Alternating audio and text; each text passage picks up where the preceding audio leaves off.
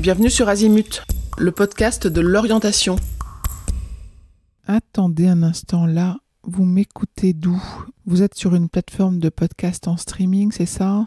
C'est bien, c'est super. Par contre, ce que je pourrais vous proposer, c'est de vous rendre sur le site du podcast qui s'appelle azimut-podcast.com.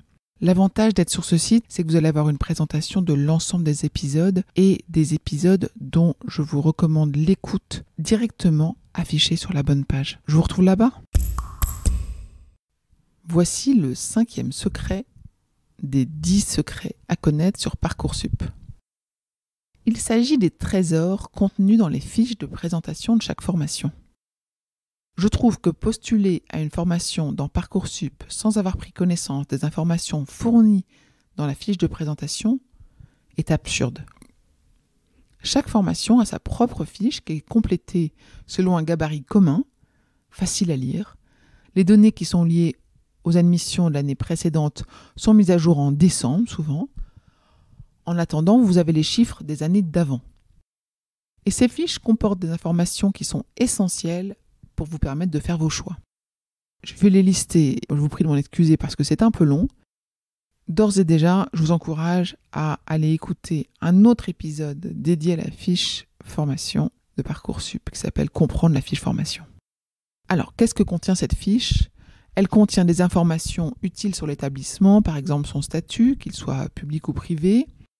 Est-ce que cette formation est sélective ou non sélective ? À combien s'élèvent les frais de scolarité ? L'adresse, le site de la formation ?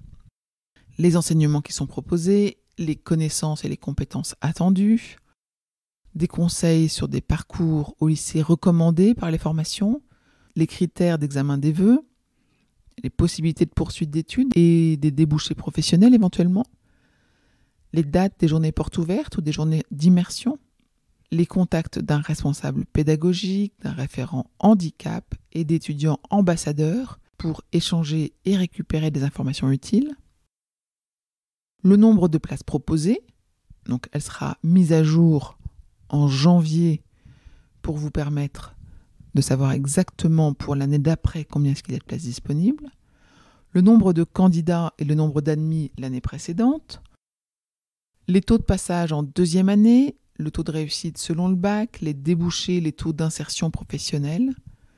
Tout ça, c'est des informations qui sont disponibles en janvier quand seront mises à jour les données de l'année juste avant. Vous y trouverez également le secteur géographique, le taux minimum de non-résidents de l'académie pour les licences et le taux minimum des lycéens boursiers. Mon conseil sur cette fiche, c'est de prendre le temps de comprendre les éléments qui sont fournis par ces fiches. Vous avez des informations qualitatives et des données quantitatives à votre disposition. Il est important de bien comprendre les chiffres exposés et ce qu'ils indiquent. Ceci peut être un critère déterminant dans la constitution de votre stratégie de vœux.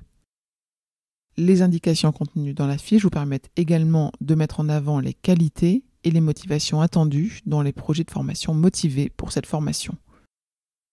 Et donc, je vous conseille l'écoute de 2 épisodes en complément de celui-ci. L'épisode qui s'appelle « Comprendre la fiche formation » et l'autre, le projet de formation motivé. À bientôt dans cette série des 10 secrets à connaître sur Parcoursup.